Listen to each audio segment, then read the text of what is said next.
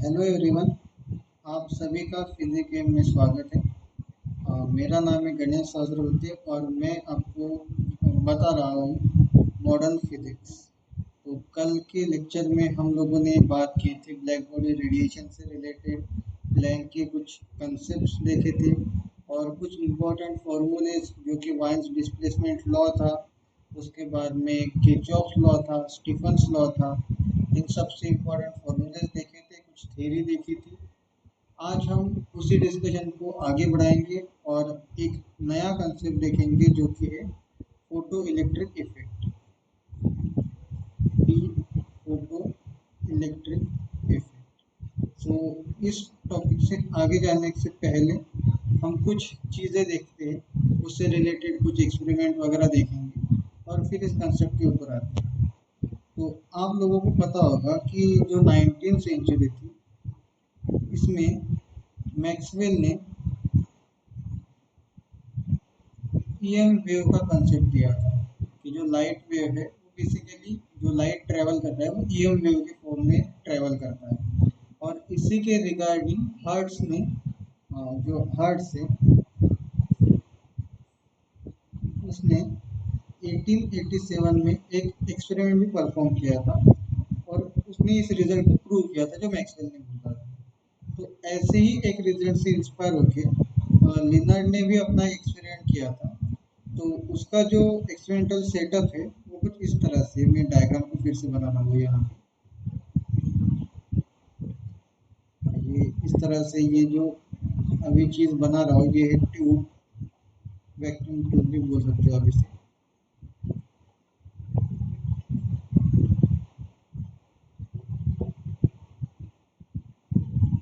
उसके बाद में यहाँ पे एक ये सी एक प्लेट है, ए एक प्लेट है, ये डी एक प्लेट है।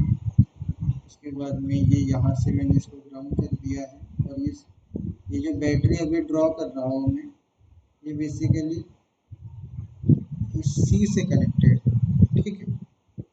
और यहाँ पे ये जो आपको ओपनिंग दिख रही है यहाँ पे ये यूवी रेडिएशन आने के लिए एक ओपनिंग है, ठीक है। और यहाँ से कुछ चीज़ों को अब धीरे धीरे बताता हूँ मैं कि ये चीज़ें क्या है।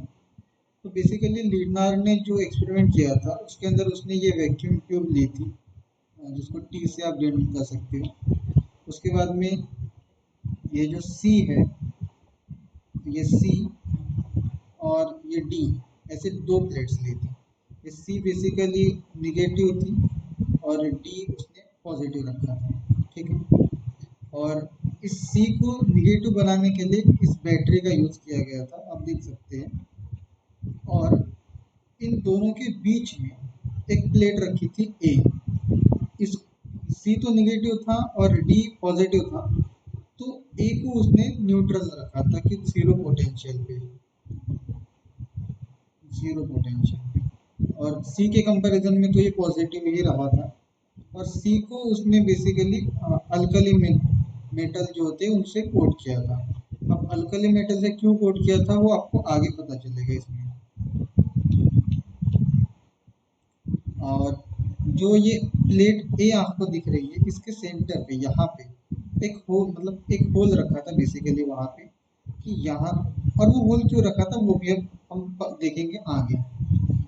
तो अब इसने क्या किया कि ये जो ग्लास ट्यूब है ये यहाँ से रेडिएशन, यूवी रेडिएशन इस सी पे डाले यहाँ पर। ये बेसिकली निगेटिवली चार्ज था प्लेट, और यहाँ पे जब बाहर से रेडिएशन आए तो यहाँ से निगेटिवली चार्ज पार्टिकल इजेक्ट हुए। अब बेसिकली अगर ये निगेटिवली चार्ज पार्टिकल्स है तो वो पॉजिटिव की तरफ अट्रैक्ट होंगे। तो ये वो सबसे पहले इस ए की तरफ अट्रैक्ट हुए क्योंकि ये जीरो पोटेंशियल पे था, तो निगेटिव के कंपैरिजन में जीरो पॉजिटिव ही है। तो यहाँ से जो मतलब जो निगेटिवली चार्ज पार्टिकल्स थे वो इस प्लेट की तरफ अट्रैक्ट हुए, और यहाँ पे बीच में होल था तो कुछ पार्टिकल्स जो है वो आगे की डायरेक्शन में भी ट्रेवल किए। उसके बाद में और वो जो है डी प्लेट, जो यहाँ पे ये डी प्लेट है, ये आप देख रहे हैं यहाँ पे, इस सी से पार्टिकल इजेक्ट हुए, ए की तरफ अट्रैक्ट हुए, और इस होल से कुछ इलेक्ट्रॉन्स या कुछ निगेटिवली चार्ज पार्टिकल जो आगे ट्रेवल किए। अब मुझे यहाँ पे कितना करंट चाहिए था ये उसने शायद पता होगा, तो यहाँ पे एक एंट्री भी रखी थी कि जो इलेक्ट्रॉन्स है वो इस तरह से यहाँ पे चले जाएंगे, लॉरेंट्ज फोर्स वगैरह जो चीज़ें, तो यहाँ पे जो आने वाला करंट था वो उसने कंट्रोल में रखा था। और जब ये चीज़ें हो गई तो उसने कुछ ये इक्वेशन दिया बेसिकली कि इलेक्ट्रॉन्स जो निकले उनका मास m, उनकी वेलोसिटी v, और ये पोटेंशियल मुझे मिला जो डी जो प्लेट थी वहाँ पे जो पोटेंशियल मिला वो, और उनका जो चार्ज था वो, ये एक बैलेंस इक्वेशन उसने दे दिया यहाँ पर।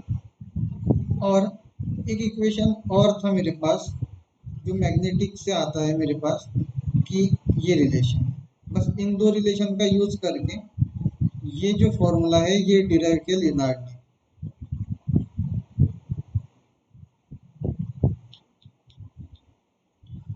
अब जब, क्योंकि मेरे पास करंट को पता था मुझे क्या रखना है, मैग्नेटिक फील्ड मैंने अप्लाई की थी, रेडियस जो कि आपने ये देखा होगा कि यहाँ पे ये ई लिखा हुआ था उस ट्यूब के अंदर, ये डी प्लेट से पहले, तो ये जो रेडियस थी, ये रेडियस मुझे पता थी, मैंने मैग्नेटिक फील्ड को कंट्रोल में रखा था खुद ही।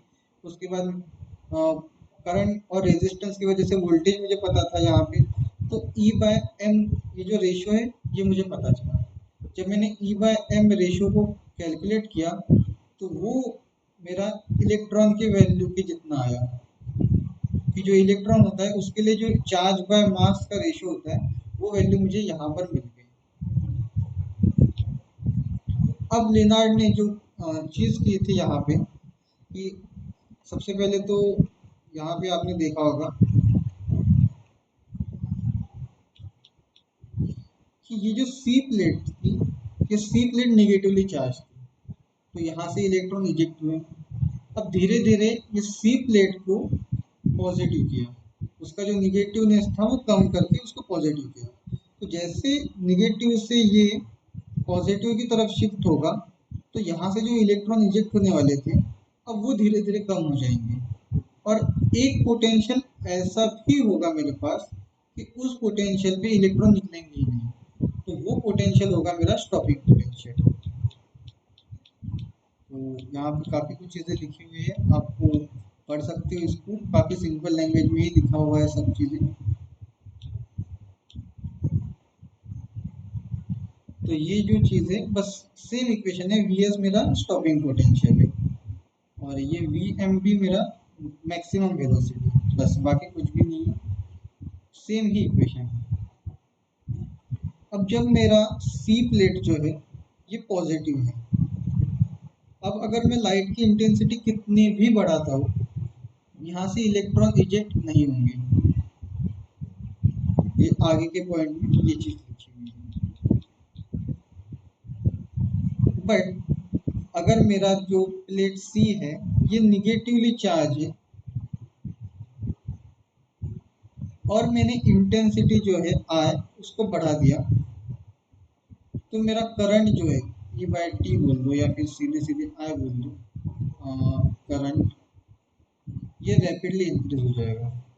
अगर प्लेट सी जो है वो निगेटिव है और मैंने लाइट की इंटेंसिटी बढ़ाई है, बट अगर ये प्लेट पॉजिटिव है और मैं इंटेंसिटी बढ़ाता हूँ तो उससे करंट पे कोई इफेक्ट नहीं पड़ेगा।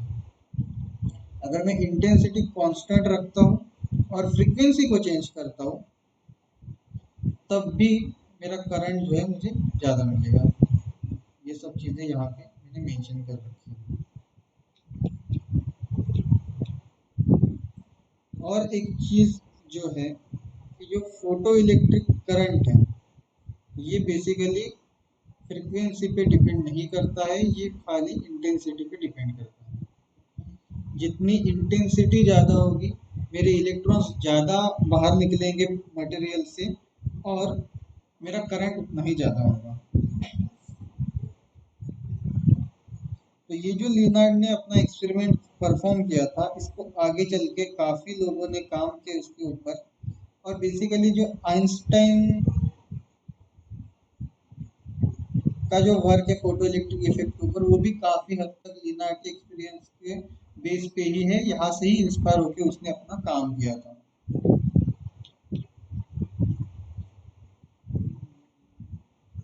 ये चीज यहाँ पे लिखी हुई है मैंने। और ये जो फोटो इलेक्ट्रिक इफेक्ट के ऊपर मिलीगन ने भी काफी हद तक काम किया है, उसको रिकन्फर्म किया है, और जो भी डाउट वगैरह थे उनको वेरीफाई करने का काम, सॉल्व करने का काम मिलीगन ने किया है। तो आपको मिलीगन का ऑयल ड्रॉप मॉडल शायद पता होगा, सुना होगा नाम आपने। तो इसके बाद अब हम थोड़ा आगे बढ़ते हैं और कुछ चीज़ें देखते हैं कि आइंस्टाइन का जो वर्क है, बेसिकली जो आइंस्टाइन ने 1905 में अपनी थ्योरी दी थी फोटो इलेक्ट्रिक इफेक्ट की। तो उसके लिए उसने लिनार्ड्स के एक्सपेरिमेंट से इंस्पायर होकर तो दिया ही था, साथ में उसने यूज़ किया था प्लैंक्स की थ्योरी को। तो बेसिकली जो पिछले लेक्चर में हमने देखा था कि प्लैंक ने एक रिवॉल्यूशन लाया था कि उसने कंटिन्यूअस को चेंज करके एक डिस्क्रीटनेस का फॉर्मूला लाया था कि एनर्जी जो है वो कंटिन्यूअस ना होते, वो डिस्क्रीट है।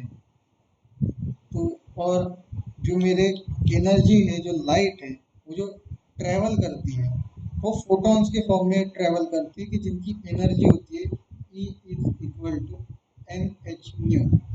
तो एन बेसिकली मेरा जीरो नहीं था, 1 2 3 ऐसे आगे बढ़ता रहेगा। तो इस फॉर्म में ये क्वांटाइज वे में एनर्जी मेरी फ्लो करेगी। ये चीज़ जो प्लैंक ने दी थी उसका यहाँ पे यूज हुआ है।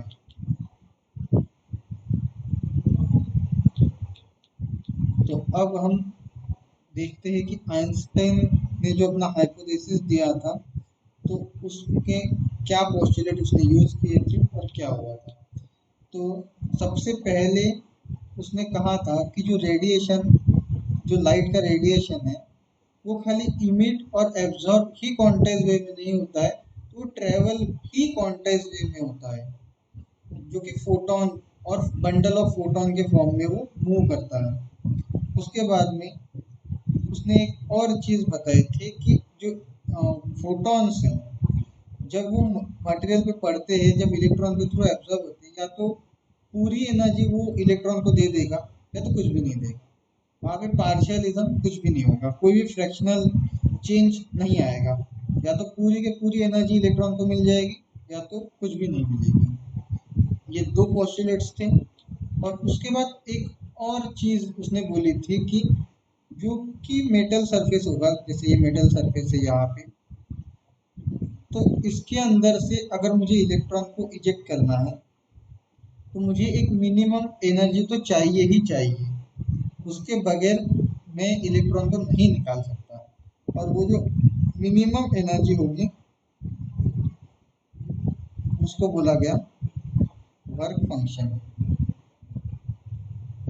ये वर्क फंक्शन काफ़ी इम्पोर्टेंट चीज़ होती है कि ये मिनिमम एनर्जी होती है, इसके अलावा इलेक्ट्रॉन वहाँ से नहीं निकल सकता। तो अभी अगर हम फोटो इलेक्ट्रिक इफेक्ट के बारे में देखते हैं, उसका इक्वेशन देखते हैं, तो ये चीज़ यहाँ पे हमें देखनी है कि अगर ये मेटल सरफेस है, यहाँ से मैंने एच न्यू इतनी एनर्जी का फोटोन यहाँ पे डाला है, और यहाँ से इलेक्ट्रॉन इजेक्ट हुआ है। इलेक्ट्रॉन इजेक्ट होने के लिए सबसे पहले एच न्यू नॉट इतनी एनर्जी तो उसको खर्च करनी पड़ी होगी, और अगर कुछ एनर्जी बचती है तो वो हाफ एम वी स्क्वेयर उसकी काइनेटिक एनर्जी में कन्वर्ट होगी। तो बस एनर्जी बैलेंस यहाँ पे लगा दीजिए, ये वही एनर्जी बैलेंस है। ये वर्क फंक्शन इस साइड आ गया तो यहाँ पे प्लस फाइव आ जाएगा। तो ये मैंने इतनी एनर्जी का फोटोन डाला था, ये एनर्जी इलेक्ट्रॉन को निकालने में खर्च हो गई, और जो एनर्जी बची वो इलेक्ट्रॉन ने वेलोसिटी के फॉर्म में अपने काइनेटिक एनर्जी में कन्वर्ट कर दिया। अब ये मैक्सिमम वी मैक्सिमम क्यों यूज किया है? तो मुझे पता है कि मेटल के अंदर काफी सारे लेयर्स है, काफी डीप में वो इलेक्ट्रॉन्स प्रेजेंट है। अगर मैं सरफेस के ऊपर, ये जो ऊपर की लेयर है, सबसे ऊपर की लेयर, यहाँ से मैं इलेक्ट्रॉन निकलता हूँ तो मेरी वेलोसिटी मैक्सिमम रहेगी, क्योंकि अगर मुझे इलेक्ट्रॉन इस लेयर से निकलना है नीचे की, तो यहाँ से जो इलेक्ट्रॉन ऊपर की लेयर में है उनके साथ कोलिजन वगैरह होगा, और बाकी भी काफी चीजें होगी जहाँ पे एनर्जी लॉस होगी, तो मुझे मैक्सिमम एनर्जी नहीं मिल पाएगी। मैक्सिमम एनर्जी मुझे खाली फर्स्ट लेयर के ऊपर से मिल सकती है, जहाँ पे एनर्जी लॉस काफी मिनिमम रहेगा। ये चीज यहाँ पे मेंशन की है, और यही जो है मेरा फोटो इलेक्ट्रिक इफेक्ट का मेन इक्वेशन है। ये इक्वेशन आप याद कर लीजिए कि H nu minus H nu naught is equal to half M V square. इस इक्वेशन के ऊपर काफ़ी सारे questions JAM, JEST, HCU, BHU, DU में पूछे जा चुके हैं, पूछे जाते हैं। इसमें बेसिकली कुछ ही टाइप्स के क्वेश्चंस पूछे जाते हैं, तो क्वेश्चन भी मैं आपको बताऊंगा कैसे पूछे जाते हैं, और धीरे धीरे आगे भी आपको कुछ और फॉर्मूलाज भी इसमें बताऊंगा, कुछ ग्राफ्स आएंगे, उसी के ऊपर, इस टॉपिक के ऊपर क्वेश्चंस आएंगे। कि बहुत ही सिंपल टॉपिक है। अब जो हमने आइंस्टाइन की थ्योरी देखी, अब उसके कुछ फीचर्स हैं कि जैसे जो काइनेटिक एनर्जी है, जो यहाँ पे ये काइनेटिक एनर्जी जो है, ये सीधे सीधे आपको दिख रही है कि फ्रीक्वेंसी के ऊपर डिपेंड कर रहा है। एच तो कांस्टेंट है, न्यू के ऊपर। तो लाइट जो है फ्रीक्वेंसी के ऊपर डिपेंड करता है काइनेटिक एनर्जी, और इंटेंसिटी के ऊपर उसका कोई इफेक्ट नहीं दिखता। इंटेंसिटी कितनी भी हो उससे कोई मैटर नहीं करता। और अगर मैं इस चीज को y लिखता हूँ, एम एक्स प्लस सी, तो ये एक लीनियर फॉर्म इक्वेशन है। तो इसका ग्राफ जो आएगा वो समथिंग ऐसे आएगा कि अगर ये समझो काइनेटिक एनर्जी है और यहाँ पे मेरी फ्रीक्वेंसी है, तो ये इस तरह से ग्राफ आना चाहिए इसका। ठीक है, ऐसा ही क्वेश्चंस आपको पूछे जाएंगे एग्जाम में ग्राफ के ऊपर कि ये बताइए वो बताइए। अब एक चीज आपने यहाँ पे देखी होगी कि इस इक्वेशन से ये न्यू जो है फ्रीक्वेंसी, इंसिडेंट फ्रीक्वेंसी, ये या तो इससे बड़ी होगी, या तो बड़ी होगी तो काइनेटिक एनर्जी होगी, अगर बराबर होती है तो काइनेटिक एनर्जी जीरो। बट अगर ये छोटी है तो मेरा काइनेटिक एनर्जी क्या है, निगेटिव। और किसी भी रियल सिस्टम के लिए काइनेटिक एनर्जी निगेटिव नहीं आ सकती। तो मतलब जब ये केस हो कि मेरे इंसिडेंट फ्रीक्वेंसी वर्क फंक्शन वाले फ्रीक्वेंसी से कम है, तो मेरा फोटो इलेक्ट्रॉन्स इजेक्ट नहीं होता, वहां से फोटो इलेक्ट्रॉन्स इजेक्ट होना इम्पॉसिबल है। अब अगर मैं लाइट की इंटेंसिटी बढ़ाता हूँ, तो क्या होगा, जो नंबर ऑफ फोटॉन्स है जो मेटल प्लेट को स्ट्राइक कर रहे हैं वो बढ़ जाएंगे, और हर फोटोन की वजह से इलेक्ट्रॉन इजेक्ट होता है, तो मेरा करंट बढ़ेगा। जो फोटो करंट है वो मेरा बढ़ेगा। जितनी इंटेंसिटी बढ़ेगी, नंबर ऑफ फोटॉन्स ज़्यादा स्ट्राइक करेंगे, उतने ही ज़्यादा इलेक्ट्रॉन्स इमिट होंगे, और उतना मेरा करंट बढ़ेगा। लेकिन एनर्जी के ऊपर मेरा कोई इफेक्ट नहीं होगा, एनर्जी सेम रहेगी। तो इसीलिए कभी कभी, जैसे ये चीज़ यहाँ पे लिखी है कि लो इंटेंसिटी भी हो, बट ये चीज़ हो, ये कंडीशन सेटिस्फाई होती हो, तो वहाँ से इजीली इलेक्ट्रॉन्स निकल जाएंगे, एनर्जी भी ठीक ठाक रहेगी।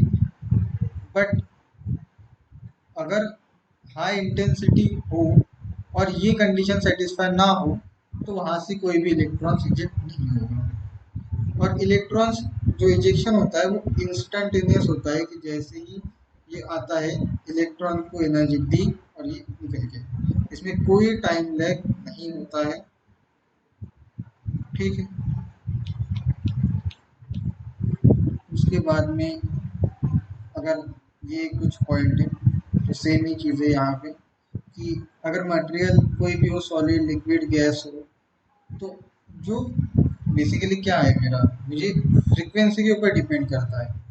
अगर मेरा मटेरियल चेंज होता है और तो मुझे ये चीज़ भी, तो फ्रीक्वेंसी भी चेंज करनी पड़ेगी, तो मेरा फोटो इलेक्ट्रिक इफेक्ट वहाँ पे दिख जाएगा। ठीक है। एक चीज़ नोट करने वाली ये भी है कि जो आइंस्टाइन की थ्योरी है उसके अनुसार एक इलेक्ट्रॉन को इमिट करने के लिए एक फोटोन एब्जॉर्ब करना जरूरी है।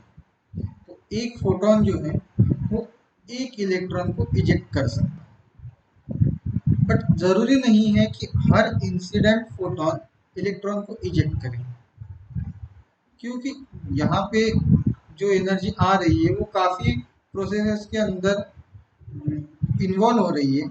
तो जो नंबर ऑफ फोटॉन्स इंसिडेंट होते हैं और जो नंबर ऑफ इलेक्ट्रॉन्स इजेक्ट होते हैं, उनका रेशियो जो है वो 1 के मुकाबले काफ़ी कम होता है।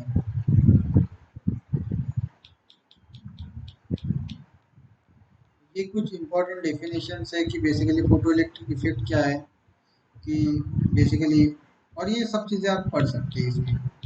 मैं ये नोट्स आपको प्रोवाइड करा दूंगा।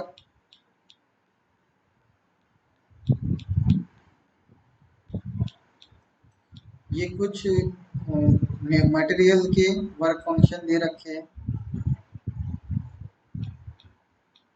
तो यहाँ पे नोट करने वाली बात ये है कि वर्क फंक्शन बेसिकली वो एनर्जी होती है, वो मिनिमम एनर्जी होती है, ये बेसिकली मिनिमम एनर्जी है कि जिसके बाद इलेक्ट्रॉन मटेरियल को छोड़ देता है।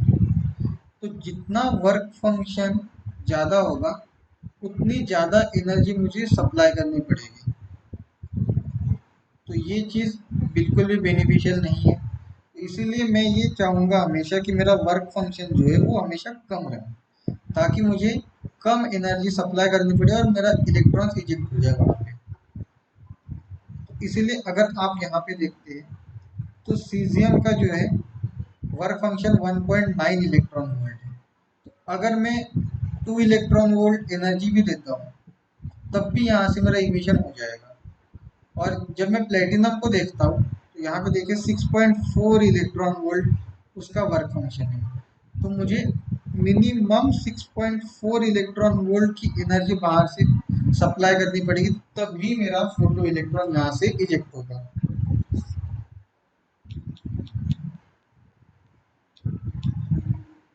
और यहाँ पे हाँ, ये एक चीज़ और है यहाँ पे जो आप देख सकते हैं।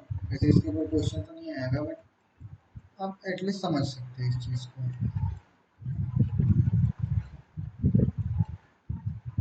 हाँ, ये एक्सपेरिमेंटल कुछ वेरिफिकेशन है कि probability of photo electric effect जो होता है वो डायरेक्टली प्रोपोर्शनल होता है atomic number two the power 4.5 और 9/2 ऐसे भी लिख सकते हो। और प्रोबेबिलिटी जो होता है वो डायरेक्टली इन्वर्सली प्रोपोर्शनल होता है 1/h/νt के, अगर मेरा जो वर्क फंक्शन है वो m0c⁻⁻⁻ ऑफ इलेक्ट्रॉन से ज़्यादा है, और 1/h/ν0 के क्यूब को प्रोपोर्शनल करता है अगर मेरा वर्क फंक्शन रेस्ट मास से कम है। ये कुछ चीज़ें थी जो आपको काम आ सकती है या नॉलेज के लिए आप रख सकते हो इन चीज़ों को।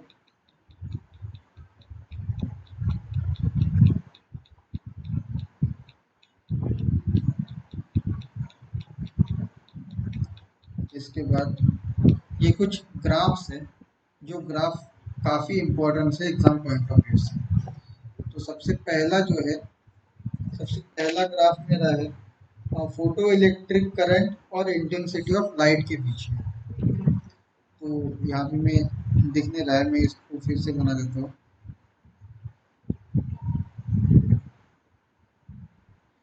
तो मेरा जैसे ही वाई एक्सिस पे मेरा फोटो इलेक्ट्रिक करंट है, फोटो इलेक्ट्रिक करंट, और यहाँ पे मेरी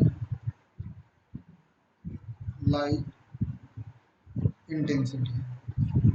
तो लाइट की इंटेंसिटी जितनी ज़्यादा होगी उतने नंबर ऑफ फोटॉन्स स्ट्राइक करेंगे मेटल सरफेस को, जितने फोटॉन्स स्ट्राइक करेंगे उतने ही इलेक्ट्रॉन्स, उतने प्रोपोर्शन में इलेक्ट्रॉन्स बाहर निकलेंगे, और जितने इलेक्ट्रॉन्स बाहर निकलते हैं उतने ही प्रोपोर्शन में मेरा करंट मिलेगा।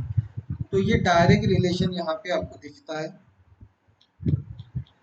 उसके बाद एक ग्राफ ये है कि इसको मैं फिर से बना रहा हूँ यहाँ पे।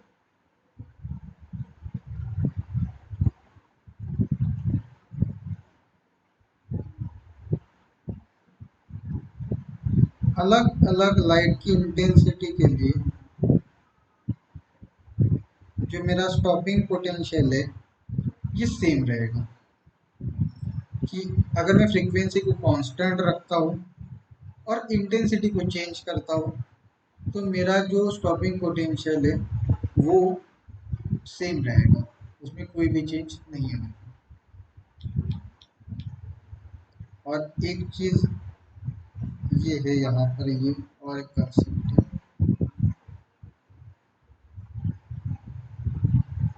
अभी ये इसके रिवर्स में है जो हमने इससे पहले देखा था।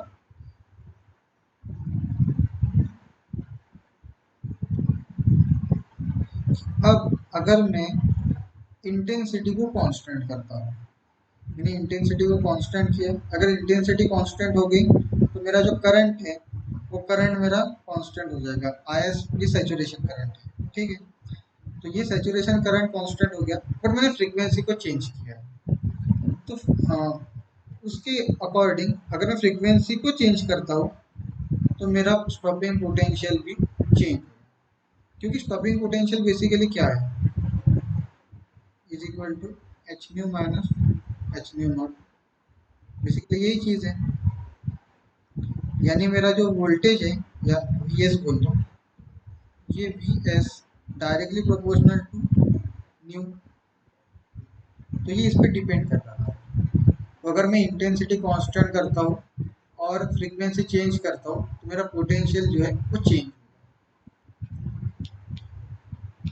ये तीन ग्राफ सबसे ज़्यादा इम्पोर्टेंट है, एग्जाम में इनके ऊपर काफ़ी ज़्यादा क्वेश्चन पूछे जा चुके हैं।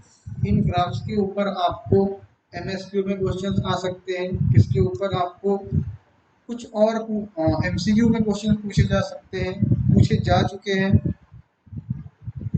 और ये जो मैंने आपको कुछ टाइम पहले एक सेम ग्राफ बताया था काइनेटिक एनर्जी वाला, वो ग्राफ यहाँ पर है कि एक मेटल के अलग अलग मेटल के लिए ये ग्राफ इस तरह से आएगा। ये मेटल ए के लिए, ये मेटल बी के लिए।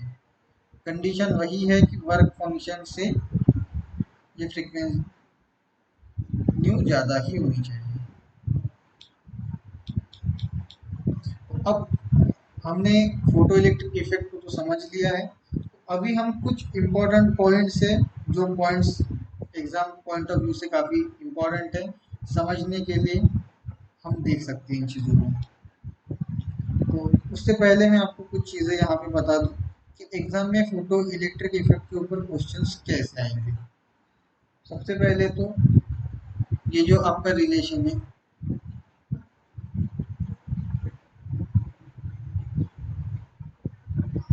इसके ऊपर डायरेक्ट क्वेश्चन पूछे जा सकते हैं कि आपको न्यू दे दें, न्यू नॉट दे दें और काइनेटिक एनर्जी पूछ लें। एक क्वेश्चन ये है। एक क्वेश्चन ये पूछ सकता है कि ये सेम चीज़ें दे दी है और वेलोसिटी पूछ ली है। एक क्वेश्चन ये आ सकता है। या तो रिवर्स में काइनेटिक एनर्जी दे रखी है, वर्क फंक्शन दे रखा है और ये फ्रीक्वेंसी पूछ ली। या तो आपको ये चीज़ दे रखी है, उसके बाद में ये फ्रीक्वेंसी दे रखी है, वर्क फंक्शन पूछ लिया। हो सकता है आपको काइनेटिक एनर्जी दे रखी हो और पोटेंशियल पूछ ले कि कितना पोटेंशियल होगा। और कभी कभी इसको थोड़ा सा कॉम्प्लेक्स करने के लिए आपको वो वेवलेंथ दे दें, ये वेवलेंथ है। अब बताइए क्या होगा। कभी कभी ये पूछ सकता है कि वो आपको बता दे कि लैम्बडा नॉट जो है ये है मेरी threshold wavelength. Threshold wavelength basically maximum wavelength होती है, मैक्सिमम वेवलेंथ, कि जिसके बाद आपका कोई भी अगर इस वेवलेंथ से ज़्यादा कोई वेवलेंथ आती है तो आपका इमिशन नहीं होगा वहाँ पे। तो आपको वो बोल सकता है कि नीचे 4 ऑप्शंस होंगे, बोल सकता है कि समझो उसने बोल दिया कि 5000 एंगस्ट्रॉम, ये उसकी थ्रेशोल्ड वेवलेंथ है। अब बताइए कौन सी वेवलेंथ पे उसका जो है इमिशन पॉसिबल होगा। एक दे रखी होगी 4800, 5000, दे रखी होगी 6400, 7000।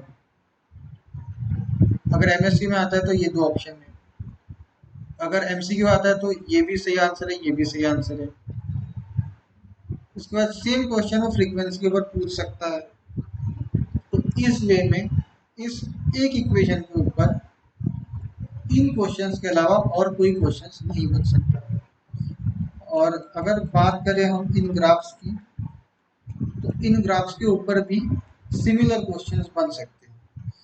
जैसे ये ग्राफ है, यहाँ पे वो पूछ ले कि फोटो इलेक्ट्रिक करंट और जो लाइट इंटेंसिटी है इनका रिलेशन कैसा होगा, और इंटेंसिटी जगह पे वो फ्रीक्वेंसी बोल देगा कि इसके साथ डायरेक्ट रिलेशन है, इसके साथ इनवर्स रिलेशन है। एमएसक्यू सेक्शन में जहाँ पे उसको आपको कंफ्यूज करना है, तो ये चीज़ वो एग्जामिनर पूछ सकता है आपसे। नीचे वाले ग्राफ में हम देखें, इंटेंसिटी दे रखी है, फ्रीक्वेंसी दे रखी है। इन दो चीज़ों को लेके ही वो क्वेश्चन पूछेगा अगर ग्राफिकल क्वेश्चन वो इसमें पूछता है तो। और जो मेन इक्वेशन है उसके ऊपर इन सारे टाइप्स के जितने क्वेश्चंस मैंने आपको बताया वो पूछे जा सकते हैं। ये मास स्पेक्ट्रोस्कोपी इसको छोड़ दीजिए, ये एग्जाम में नहीं आएगा। ये कुछ नॉलेज पॉइंट ऑफ व्यू से पॉइंट दे रखा है कि जो इलेक्ट्रॉन का इमिशन होगा उन सारे इलेक्ट्रॉन्स की जो काइनेटिक एनर्जी है वो सेम नहीं होगी, वो वेरी करेगी 0 से लेके ई मैक्स तक। क्योंकि अगर ये मेरा मेटल सरफेस है और ये पूरा मेटल का मैं नीचे तक लेके आऊँ, अगर मैं यहाँ पे एक लाइट गिराता हूँ, क्योंकि अगर मैं नॉर्मल यूवी लाइट गिराता हूँ या फिर यूवी क्यों गिराऊँ, अगर एक्सरे गिराता हूँ, गामा रे गिराता हूँ, तो वो नीचे मतलब सरफेस से तो निकल ही लेगा, कुछ हद तक वो नीचे भी पेनेट्रेट करेगा और यहाँ से भी इलेक्ट्रॉन्स को इजेक्ट कर सकता है। तो अगर वो फाइ जो मेरा वर्क फंक्शन है उसके बराबर की एनर्जी देता है तो जो काइनेटिक एनर्जी वो मेरी 0 होगी। अगर सरफेस से निकालता है तो काइनेटिक एनर्जी मेरी मैक्सिमम रहेगी, और नीचे की लेयर से निकालता है तो इन दोनों के बीच में रहेगी।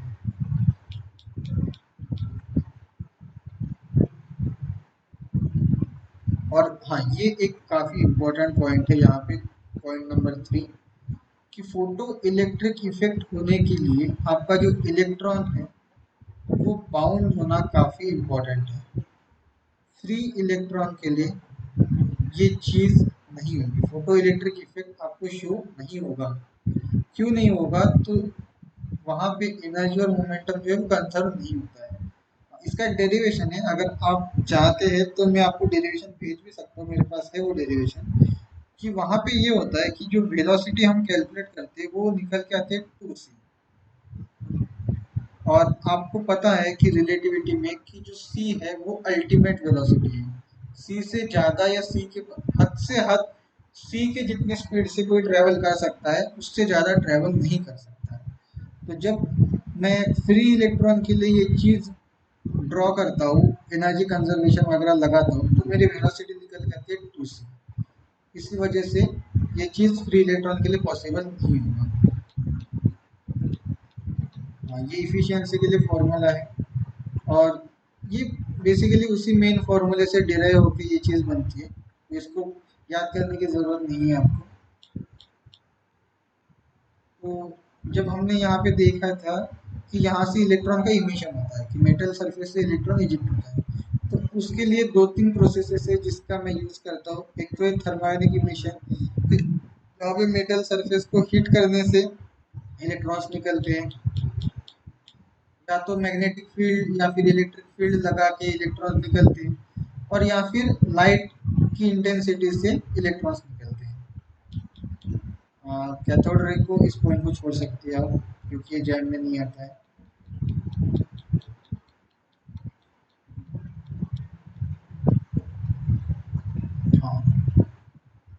तो ये चीज़ काफ़ी इम्पोर्टेंट है, ये 2-3 पॉइंट्स।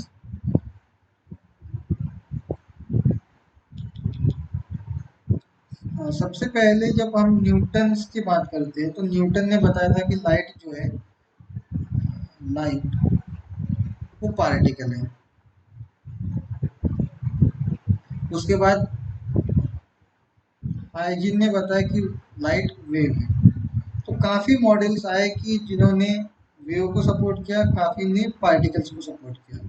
तो फोटो इलेक्ट्रिक इफेक्ट ये एक ऐसा इफेक्ट है कि जो लाइट पार्टिकल है इसको सपोर्ट करता है, क्योंकि ये प्रोसेस जो है, यहाँ पे हम देखते हैं कि जैसे ही फोटोन गिरता है वहां से तुरंत इलेक्ट्रॉन निकलता है। यहाँ पे एनर्जी एक्सचेंज और ये सब चीज़ें जो है इंस्टेंटेनियस है। तो इसीलिए यहाँ पे ये पार्टिकल है, ये प्रूव होता है। क्योंकि अगर वेव हो तो वो ऐसे ये पूरे तरीके से वो फैलेगा और वहां से इलेक्ट्रॉन इजेक्ट होने में टाइम लगेगा। इसका भी एक डेरिवेशन है। एक क्वेश्चन में किसी बुक में पढ़ रहा था, वहां पे उन्होंने काफी अच्छे वे से उसको समझाया था कि क्योंकि यहाँ पे जो टाइम लैग होता है वो बहुत कम होता है, मतलब टाइम लैग होता ही नहीं है, ऐसा मान सकते हो आप। और अगर नॉर्मल वेव थ्योरी की बात करो तो यहाँ पे कुछ मिनट्स में वो टाइम लैग आता है। तो यहाँ पे इस प्रोसेस के लिए मिनट काफी बड़ा टाइम है, तो यहाँ से वेव थ्योरी का हम यूज नहीं कर सकते।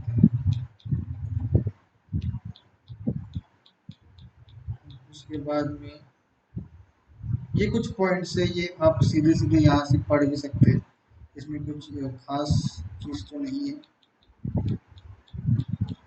ये कुछ चीज़ें हैं जो फोटॉन से रिलेटेड है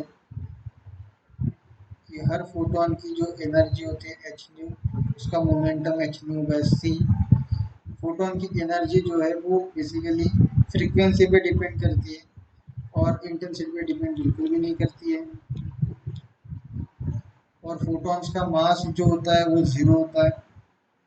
और बेसिकली हर मीडिया में उसकी वेलोसिटी डिफरेंट होती है। हमें पता है कि वैक्यूम में उसकी सी होती है, और अगर किसी मीडियम की बात करूँ तो वहाँ पे सी बाय एन, एन मेरा क्या है, रिफ्रैक्टिव इंडेक्स।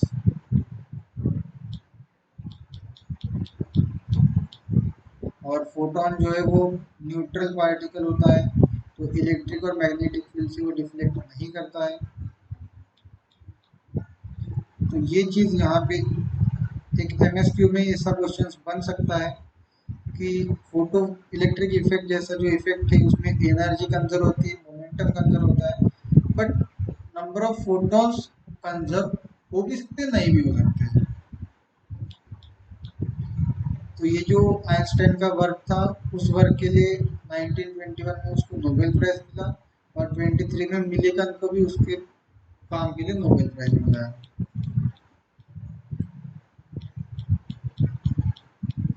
उसके बाद में ये कुछ फॉर्मूलेज जो है जो हमने कल के लेक्चर में देखा था ब्लैक बॉडी से रिलेटेड।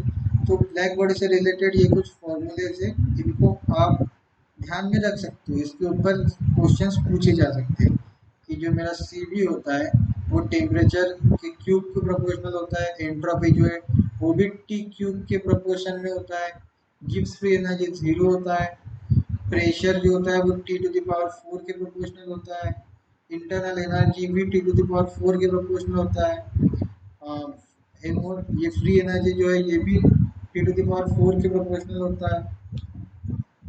और जो वाइन्स डिस्प्लेसमेंट लॉ था, तो जहाँ पे मैंने यहाँ पे ये लिखा था lambda is equal to b by T.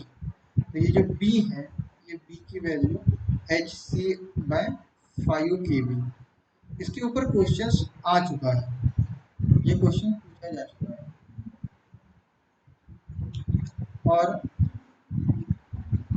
और ये भी कुछ चीज़ें हैं, ये दो फॉर्मूले ये काफ़ी इंपॉर्टेंट फॉर्मूले हैं, आप इनको ज़रूर याद रखिए कि जो अगर पावर जो है वो पी रहेगी, उसके बाद फ्रीक्वेंसी न्यू है, तो number of photons P by H new से आप कैलकुलेट करेंगे।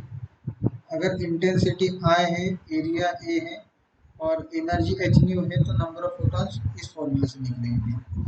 तो ये कुछ चीज़ें थी जो हमने फोटो इफेक्ट से रिलेटेड में देखी थी, और इसके ऊपर क्वेश्चंस काफ़ी सिंपलर वे में आते हैं। क्वेश्चंस हम अगले हफ्ते में करेंगे इसके ऊपर। आप कोई भी डाउट आता है इस टॉपिक से रिलेटेड, आप कमेंट सेक्शन में पूछ सकते हैं। अगर आपको ग्रुप्स में होंगे तो आप ग्रुप में पूछ सकते हैं, मुझसे कांटेक्ट कर सकते हैं। और बाकी आप अच्छे से प्रिपेयर करिए। तो आज हम यहीं पे रुकते हैं और फिर मिलेंगे हम किसी नए टॉपिक के साथ। तब तक के लिए